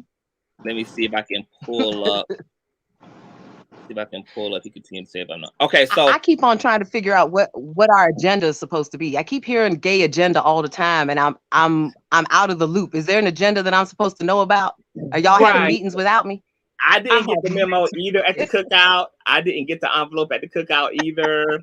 I was like, you know, my postman must, like, my mailman must be hella delayed because exactly. You know, something is going on in the buttermilk. But his comments after the video got posted, after the criticism began, he clapped back at social media and said, "Ain't nobody going for that gay ass, hoe ass shit that y'all on. Y'all quit to get on some gay bitch ass shit. But when a nigga jump down on one of you hoe niggas and call somebody out, we homophobic. Don't nobody give a fuck about that shit. Y'all don't know us. We entertainers. That's it. We not here to coach you on life. If I say I'm not with that gay shit, that's where y'all should leave it. Quit trying to shove that shit down niggas' throats. A gay nigga be on national TV tonguing down another hoe ass nigga, but that's okay though. Y'all or no motherfucker on earth ain't finna make me like shit I don't like. And if y'all don't like me, fuck y'all, get with me. Keep my son out y'all mouth flat out. Suck my dick, you gay bitches." Now he did apologize. He did apologize. He did come back and, you know, hey Jace, how you doing, love? Hey, can you hear me well enough? Yes, ma'am. Live and in color. Yes. Happy to have you here. I was just in the middle of getting everybody's thoughts about the homophobic rant that I just read. And I was going to start with Ellery, since he's a same gender loving man, because there was a bit of an interesting choice of words that 42 Dugg had. But, you know, he did come back and apologize. But how do you feel about those initial comments, Ellery? I feel nothing for it. It's nothing that is uncommon at this point, because, and I can understand he's only using the tools that he was given. And again, the audience that he caters to, that's how they think. He's no different than his audience. So when I hear that, it's just funny to me. It's ignorant. And you said a very good point as well, how we're taught to not speak our truth, basically. People fear authenticity, especially in the Black community. And I grew up with a church family as well. You don't be authentic. You don't tell your truth.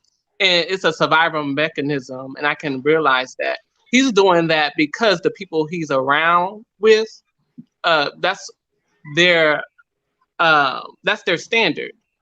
We don't agree with gay folks and all that. So when he's just playing a part, or he's putting on this mask in order for survival, and I get it. But he needs to be careful, because that's a clear sign of DL, that's a clear sign of being uncomfortable with thyself, or hiding thyself to survive. And I get it's a survival mechanism. But again, hopefully, because he can't, here's a problem. You can't go on a rant like that, but then try to portray a healthy relationship with your son, trying to be affectionate. It doesn't, the two don't go hand in hand, So I just hope he had a moment to sit on it and realize, okay, I'm putting on for these people so I don't get bashed. He needs to bring it back. And if you're really content with yourself, if you're really at peace with yourself, or no one isn't bothering you, he just needs to dial it back a little bit and realize, okay, gay folks is not my problem. My problem is I'm trying to survive in front of the group I'm catering to. So that's it. I don't feel nothing for it.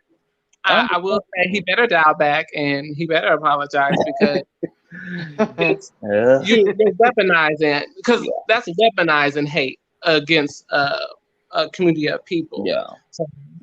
And if you're at that stage, there is the cancel culture, and we will cancel you, baby. For real. It's on right now. And to that point, because I think people were saying, where did the gay comments come from?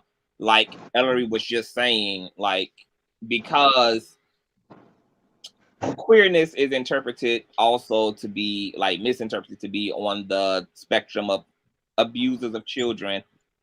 Because he was a man being accused of being inappropriate with his son, for him, that was about being called gay on top of being called a abuser as well. So he was speaking to that when he was issuing out the stuff about being on that gay shit. I ain't with that gay shit.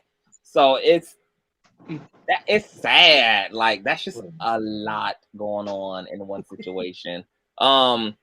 Oz, what do you feel about the rant? How do you feel about the rant? That's all. Can you hear me? Are you? Which one of us? It's Oz. Which one of us are you speaking to? Oh, me. I feel like that was his knee jerk. His knee jerk. Can you hear me? Yes, I think we have a delay, but I can hear you. Of course, a delay. I think that was his knee-jerk reaction. Okay. That was his knee-jerk reaction to that. He felt like he needed to defend himself. And of course, sometimes when you're defending yourself, you don't come from a place of actual thought. It's just an emotional outpouring right out the beginning, and you let your mouth overrun your ass most of the time. So. Okay. Jace.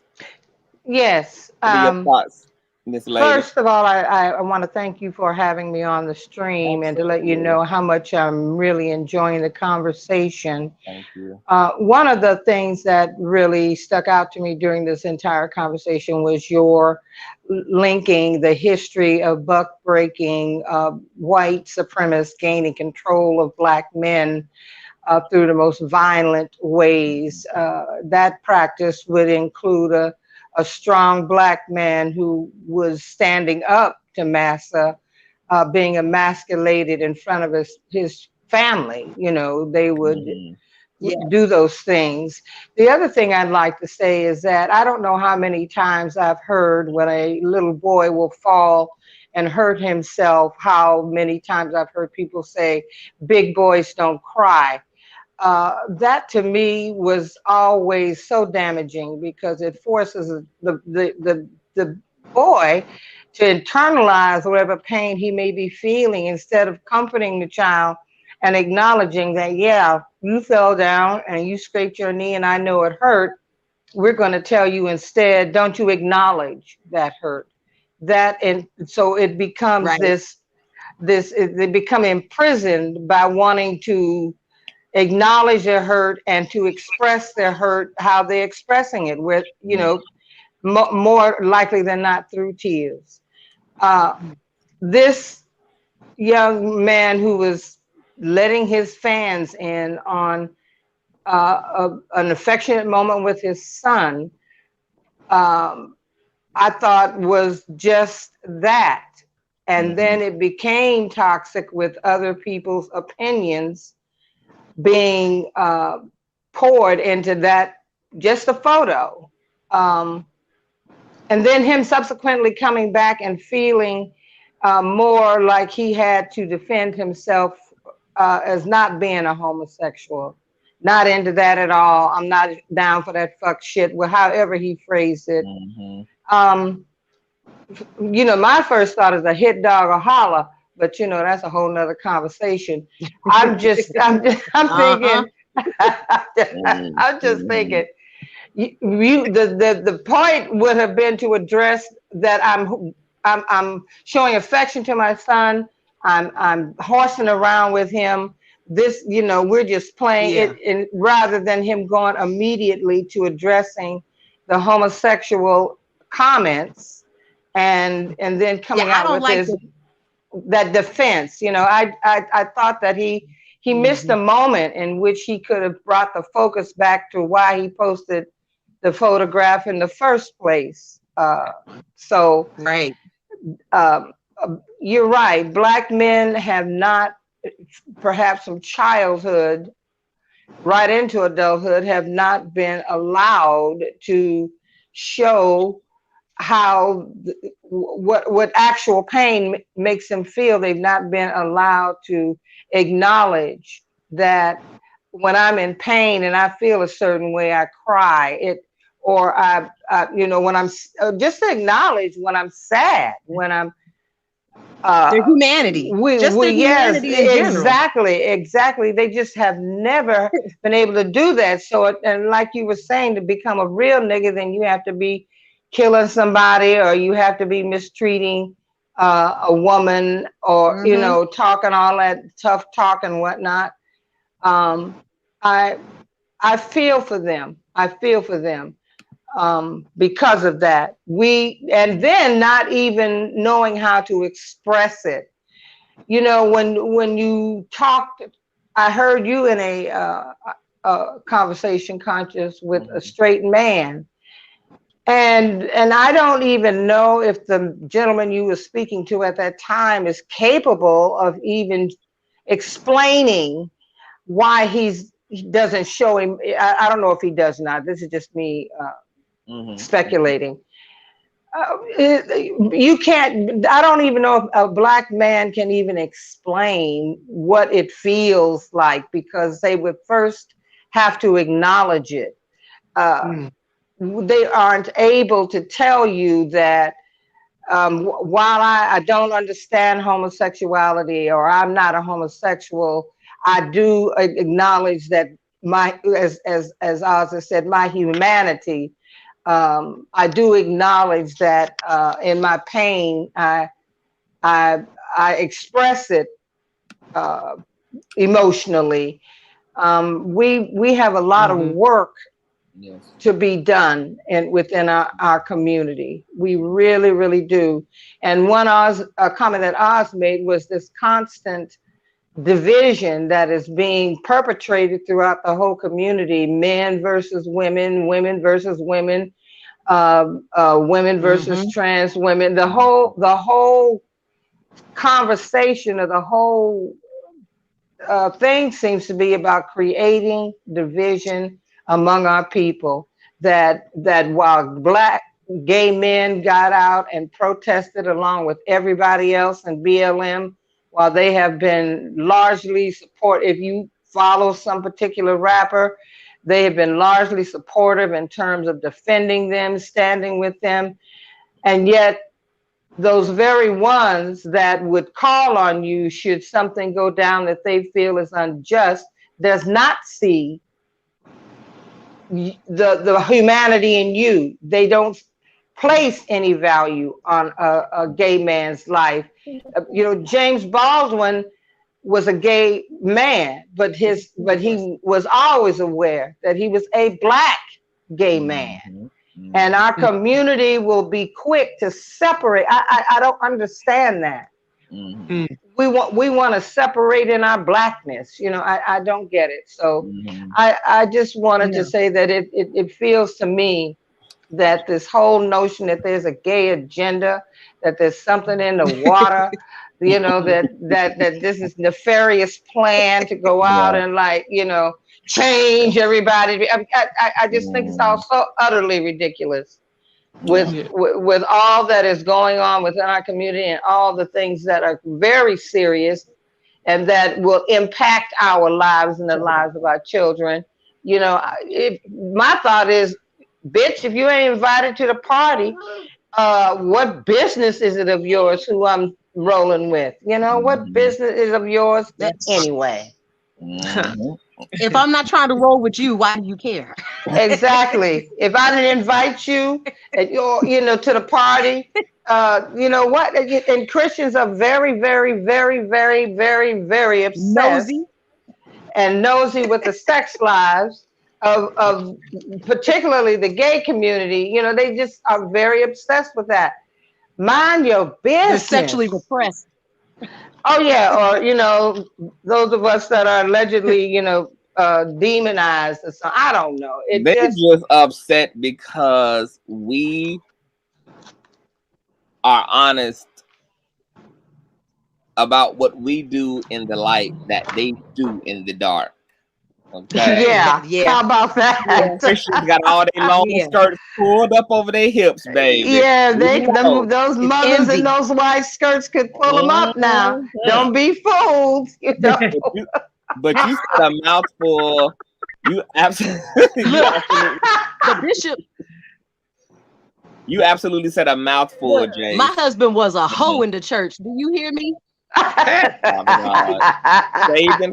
the married women that the bishop was tiptoeing around with in the church. Oh my God! Yeah. Pastor got to lay down people in them green pastures, baby. He gotta lay it down. He was laying it down, all right. He was laying down his rod and his staff. Even the Red Sea part. You see? Yeah. But you said a mouthful, Jace.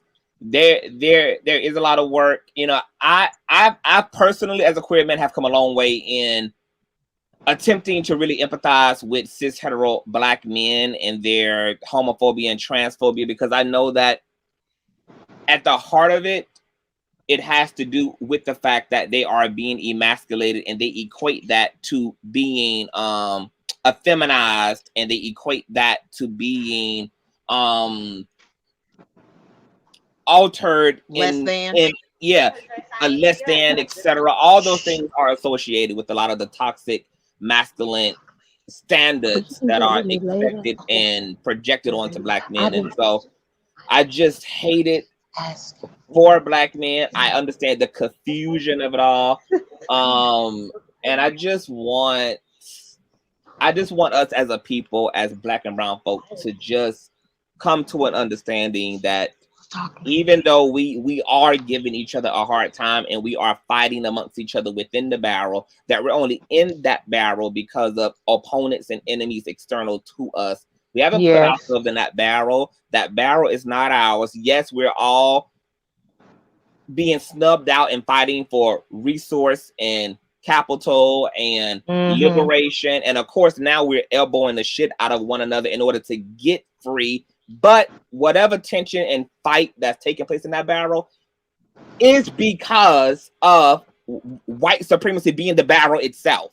Yes. And so we just want to have to keep, and I know that it's difficult as we offend each other, as we kill each other, as we project onto each other, as all of the things that devastate the Black community happen. Like, this fight, even though we're having it amongst ourselves, it's it's just misdirected anger, because we've confused our enemies with our brothers. And I was saying in a previous dialogue that You know, we've been fighting with our blood for so long that we've forgotten that it was the water that was poisoned.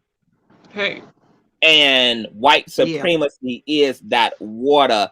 Now we are fighting our own red blood and fighting it in such a way that we have literally made each other what the issue is, when all of us are just a product of what the real issue and the root to that issue is. And so there's going to have to be a lot of self-awareness, and a lot of every black person is going to have to, every black and brown person is going to have to hold themselves accountable to stay in touch with the truth, because the truth is as it's as fleeting as an experience with the divine is. This is why most spiritual systems have practices of meditation and being present, because being present has to be manufactured. If you don't intentionally seek a presence and be in the present moment, it will be a fleeting moment. The truth is the very same way. We don't just hold on to the truth for the sake of holding on to it.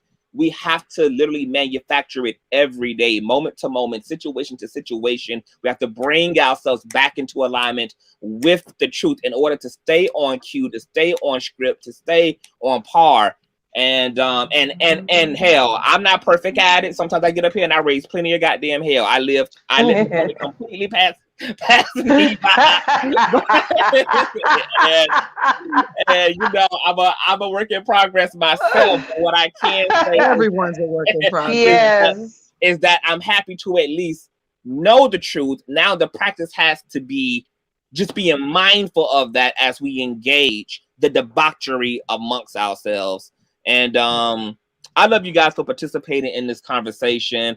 Thank you for having me. You guys are absolutely amazing and make this platform what it is. And this conversation and dialogue was everything. And I just want black men to set themselves free. I don't give a damn if other black people have something to say about it. I don't give a damn if black women got something to say about it. I don't give a damn about any other toxic black people who are trying to hold black men and pigeonhole black men to this caricature and to this dense version of themselves. Set yourselves free and make us deal with who y'all truly are. Don't give a damn about the criticism. Don't give a damn about people calling you gay, people calling you soft, people calling you not. Change and stand 10 toes down in who y'all truly are as black men. And I guarantee you, if y'all can stand down in it, y'all will force everybody else into formation. But you got to just commit to your true, authentic, higher self. And when you do that, it ain't gonna be nothing else to argue when it's all said and done. But if anybody have any final words, definitely. I just want to make one final word. What you just said holds so much truth and beauty, that we staying in the present moment. And you're right, for us, for many, it's just even one step at a time. What you're asking people to do, black men in particular, is to go, you have to do a deep dive into yourself. You have to do some gold digging. You have to do some gold mining. And oftentimes folks are afraid of what they see when they begin to go into these thoughtful places that will lead them to higher spiritual knowledge of self and freedom.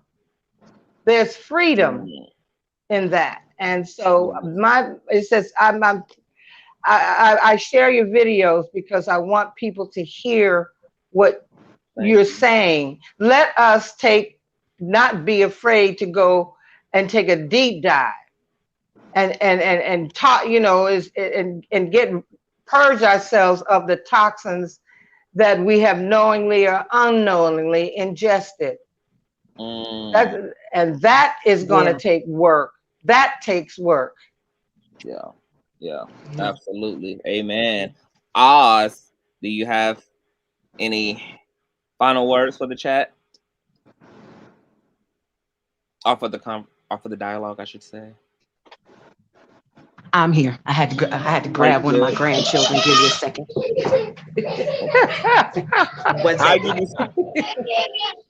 I can give you some time and let I'm wrangling. Ella I'm go wrangling babies right now. Okay.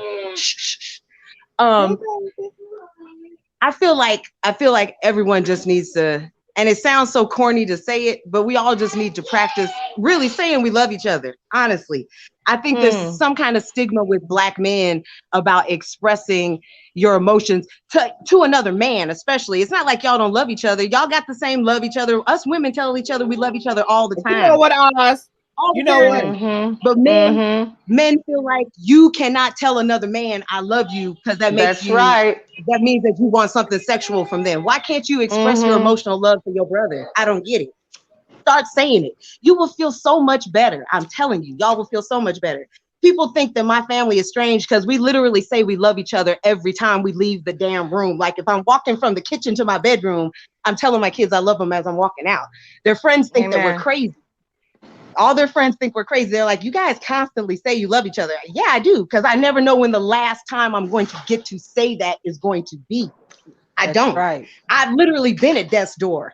I don't know when the last time I'm going to get to tell these people how I feel about them is. Amen. Yes, yes. Don't waste it. Don't waste it. Amen. Amen. And you know what, Oz? Hey, you know what? One of my children. Just for you saying that, from this day forward, I'm going to stick my tongue down the mouth of every Black man I see. Oh yes. Hey, you pretty enough to get away with that, nigga. Yeah, you're right. Please. You know, I'll be the first one on the 6 o'clock news. Ellery. But don't have us piecing up to try to get bail and stuff, okay, baby? Right?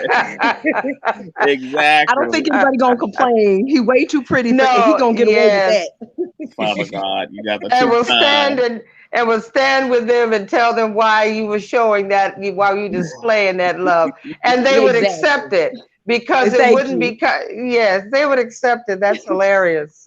I would just definitely hope that the anointing would be on me on that day for sure.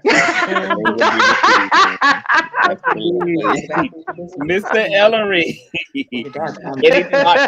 any parting words? Yes. I would just like to say, for the Black man and my fellow brothers, we are beings who require affection. Our emotions are divine. So to deny yourself of that, you are incomplete. You have not yet stepped into manhood. And I think that's one of the problems. We get these types of rants and situations that happen. But do not be afraid to cry. Let me tell you, because it took me a while to even allow myself to cry. And when I did, I've never been so complete in my life. Amen. Be complete today. Amen. Yes.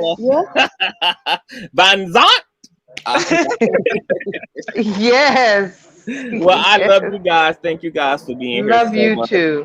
I'm going to be coming back on tonight to cut a fool about some other online debauchery going on. So I will be live again at 8 p.m. tonight. So you guys definitely chime in. But thank y'all for joining me in this discussion. This was really, really amazing and top tier good stuff here. So thank y'all. You're always amazing. Thank you. You're welcome. Yes. Thanks for having me. Absolutely. Thank you. Thank you. And follow me on Instagram at Consciouztv. Yeah. All right, y'all. All right. All right. Peace. Bye-bye. So there you guys have it. There is today's discussion. This was beautiful. This was affirming. This was amazing. I know Black men, all y'all probably heard was everybody telling y'all to be gay. Okay, but I can promise you that would be a wrongful translation. Okay, we are fighting for you guys to have visibility and to have options and to have variations of your own personal expressions of your masculinity and your femininity. And those things have nothing to do with manhood or sexuality. And undoing these mental blocks, as everyone said, is going to have to be something that we literally do within ourselves, do that self-inventory, unpack it all. So 42, Dugg, I hope that, you know, I hope that you stand, I hope that you double down on your affection. I hope that you don't run. I hope that every time you are putting a smile on your son's face, whether that's by spending time with him, whether that's by holding him close to you, hugging him, kissing him, that you post that and you make the motherfucking world deal with it, that you make the Black community deal with, okay? A Black man showing affection to his offspring that came from his body, that's made in the likeness of his genetics and his chromosome, okay? And don't allow other people to take that away from you or to smear that or to stain that.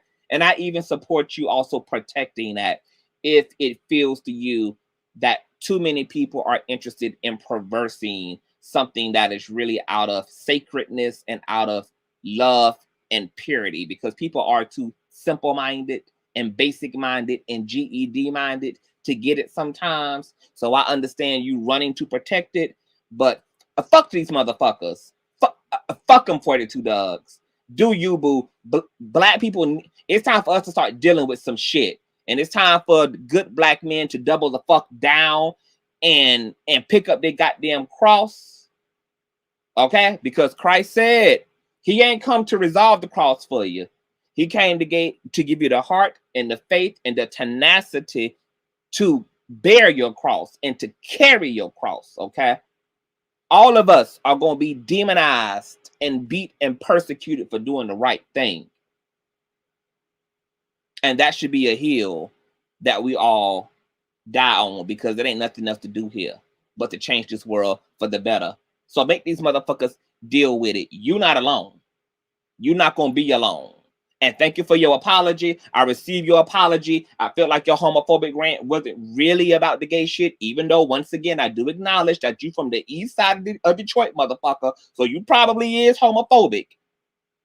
But I felt something much deeper come from that rant than just one directed toward the LGBT community. But you really are frustrated with the way that even homophobia impacts you, which is why you're defending your sexuality.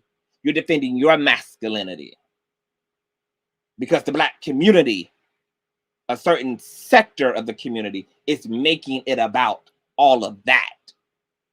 And we're going to deal with all of that. So, Black men, love your sons, kiss your sons, hug your sons, because that's going to be the difference between them translating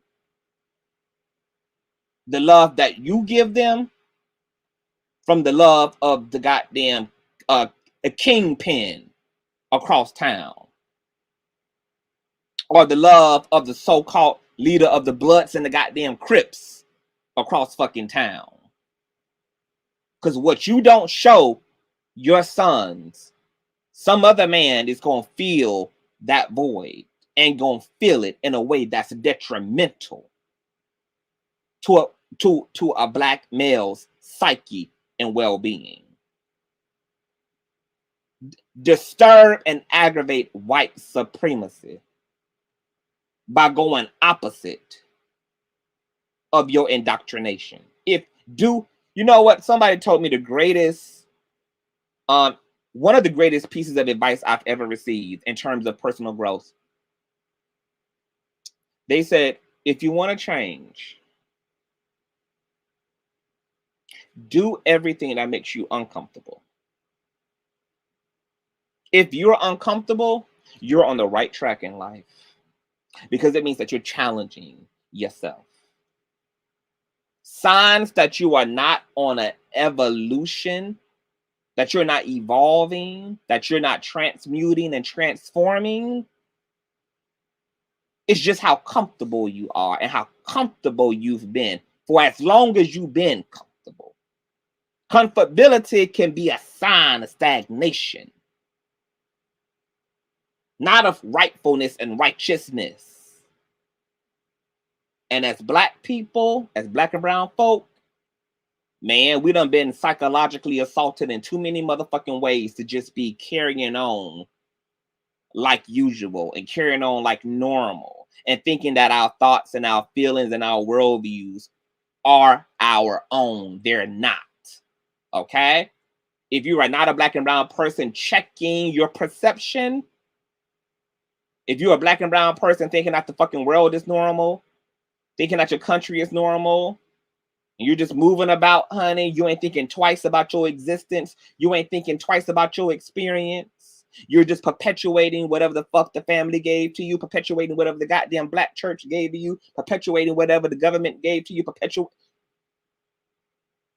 You're not being true to thy own self. What you are operating as white supremacy, artificial intelligence. You have a perception of lucidity and awareness, but deny the truth thereof. You're not in your true state. We're in a matrix.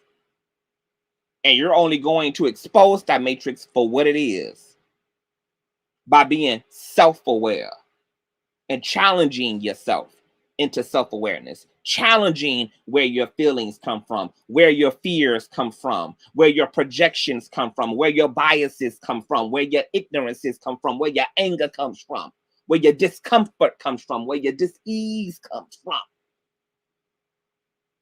It's about asking the $1 million question, where in the fuck did this shit in me come from? Why do I feel this way?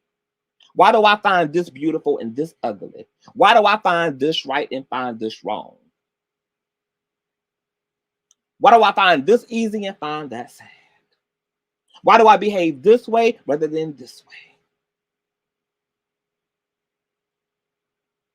Why do I allow this but don't allow that? It's about asking, where did I come from?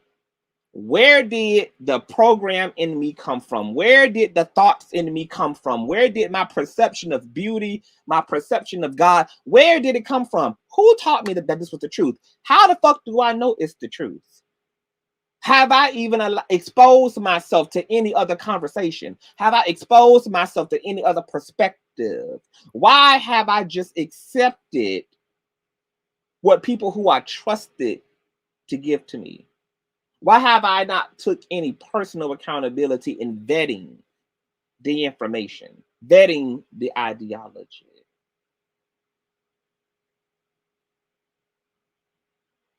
In the words of In Vogue, free your motherfucking mind and reintroduce yourself to the world of information, so that at least you can know that your thoughts are now your own. Even if you return back to some of the same feelings, some of the same ideologies, empty that shit out, reintroduce yourself to all the information, introduce yourself to the whole library, expose yourself to all religions, expose yourself to the entirety of the history.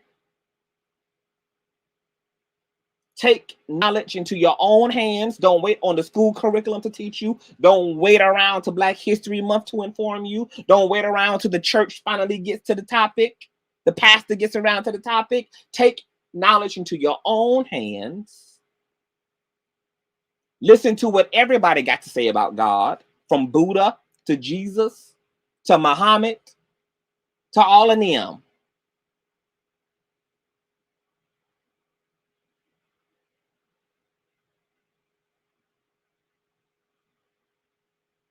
Don't listen to what just the American school system has to say about how America was discovered.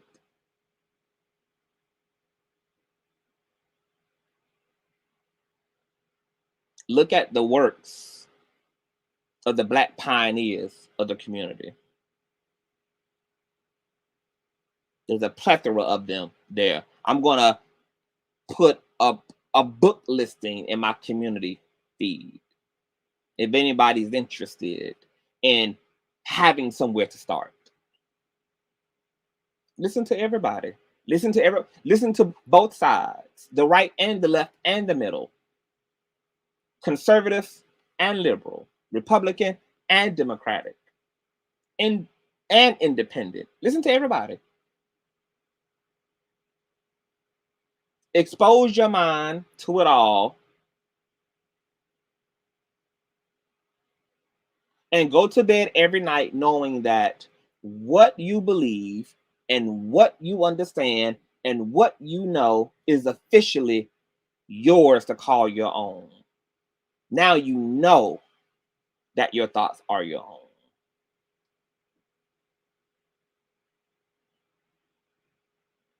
Because we can't be free until we know the truth, whether that be the truth or our own personal truth. Both lead to an experience of freedom. Okay? On that note, I will be back. I will see you guys later. Shout out to Styles by Stevie. Y'all follow my girl over on Instagram, Styles by Stevie, baby. Amazing content creator. Thank you so much, Oz. Thank you, everybody. My girl Jace, you guys subscribe to Jace's platform. Wonderful. Melanated Queen. My boy Ellery, thank you for showing up today with your cute self. I love y'all, and I will see you guys later.